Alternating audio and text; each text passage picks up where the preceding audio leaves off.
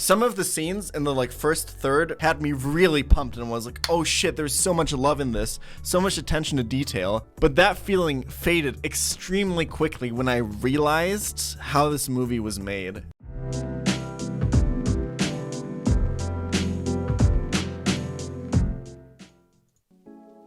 We're gonna do this in two parts.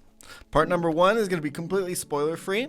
Part number two, I'm going to give a big warning. I'm going to put a big thing on the screen in the title, and I'll give a countdown of about 15 minutes of me talking about it. Okay. So here's my spoiler-free thoughts on Detective Pikachu. Okay? So going into this movie, I didn't have any expectations, right? I'm going in as, honest to God, a really just huge fan of Pokemon. I fucking love Pokemon, okay? You might be able to tell that I really love Pokemon, right? The music's a bit loud, right? You might be able to tell that I really love Pokemon. And I went in with the expectation of, okay, so the plot's gonna be really dumb. I saw the trailer, but I'm just excited to see some awesome Pokemon shit, right?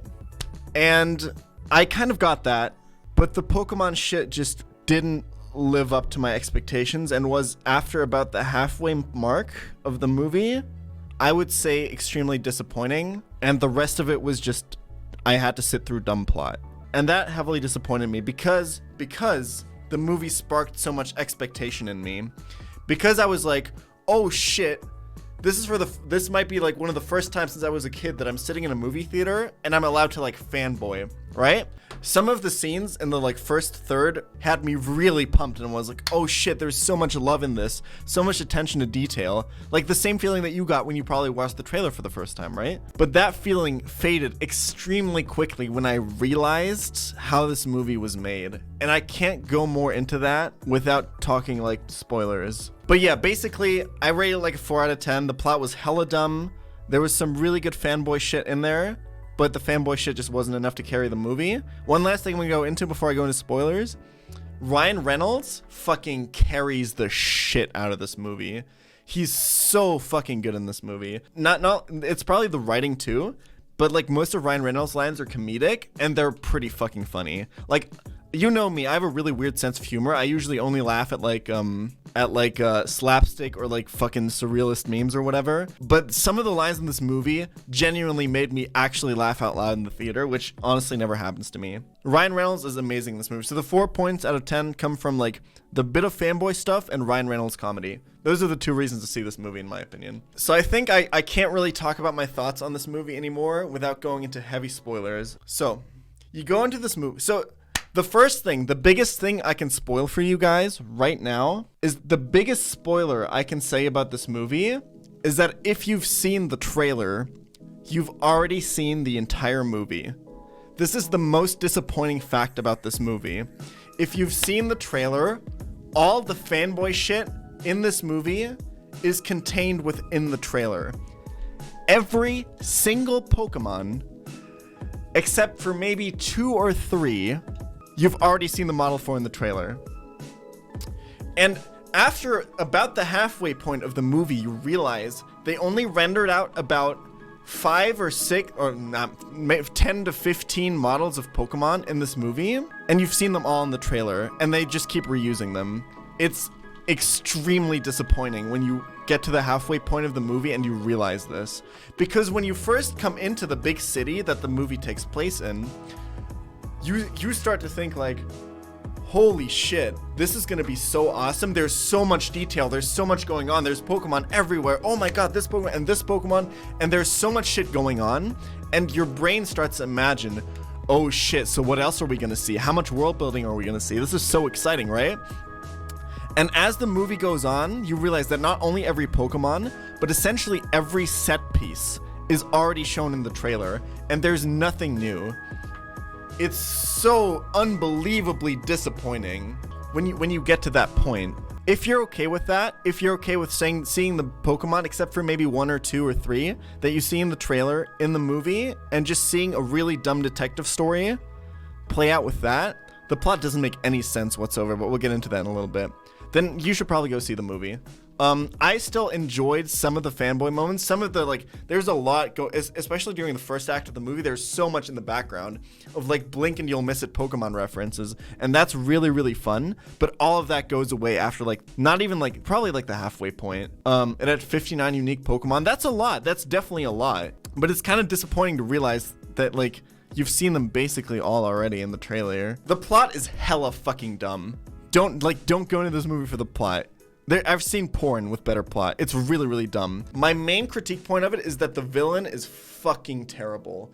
It's so bad. The whole plot twist at the end with who's the, like, it was so obvious who would be the villain from like the very first time he's on screen. It's insanely fucking obvious. And his motivations are hella fucking dumb. His plan doesn't make any sense. And there's one thing that particularly irked me. The villain's motivations of, like, basically the villain captures Mewtwo, and wants to mind control it because Mewtwo has the ability to transfer people's souls into Pokemon. This is just a random ability that they made up for him. I'm pretty sure this doesn't come up in any other reference of Mewtwo, right? This is just a super like weird plot device. The reason this is a weird fucking plot device, the villain's plan is to cure everyone by transferring their souls into Pokemon, implying that like even though it's shown in the show that Pokemon don't have like their own medical problems of their own, it's really fucking weird. And the reason it's weird is Mewtwo does this, or the main villain controlling Mewtwo does this, but it has no effect on the plot. Basically at the climax of the movie, there's a big fucking parade, right? And he transfers the souls of all the people into the Pokemon, but nothing is done with that. Then there's a fight between Pikachu and the main character and Mewtwo, and they fight, and at the end the souls are transferred back out, and nothing else happened with this, right? Nothing else happened.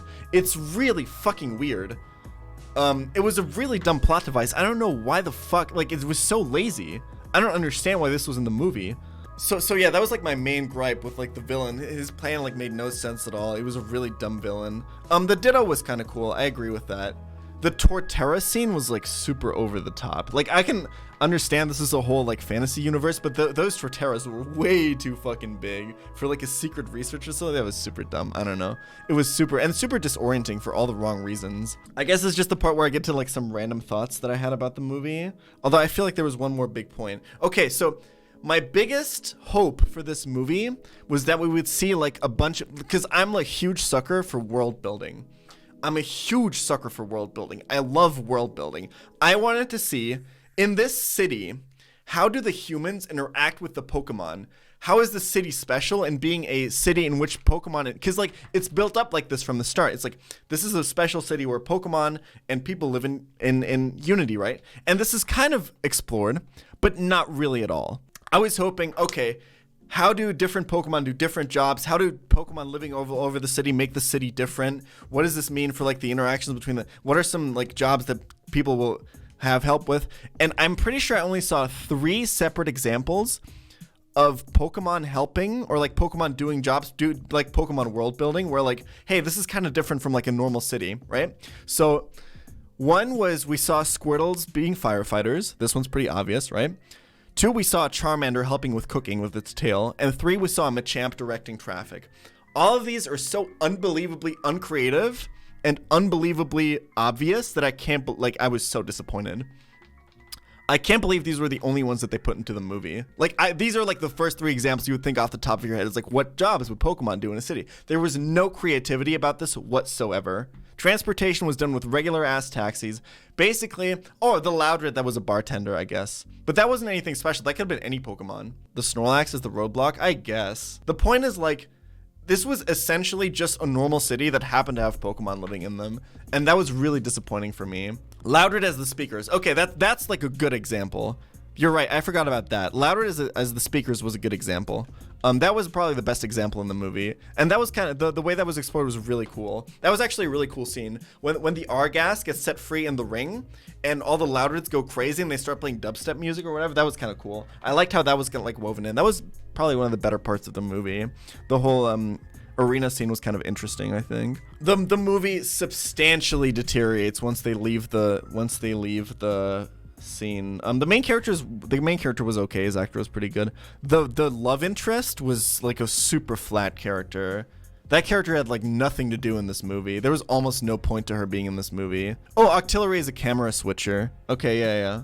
Yeah, okay. There's a few more examples, but all of them were really uncreative, and I wanted to see more. She was the taxi with her car. Yeah, I feel like there was no point to this character. She didn't even really have an arc. I don't know. It was just comic relief with Psyduck, and that was it. The world building fell really flat. It was basically just a big city that happened to have Pokemon living in it.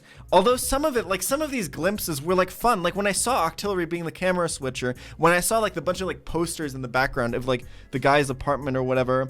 And there was just like these few like little world building moments where I was like, oh shit, this is really cool. Like the first night he's in the city, I was super hyped up, man. I was like, oh shit, I'm gonna fangirl like all over this movie.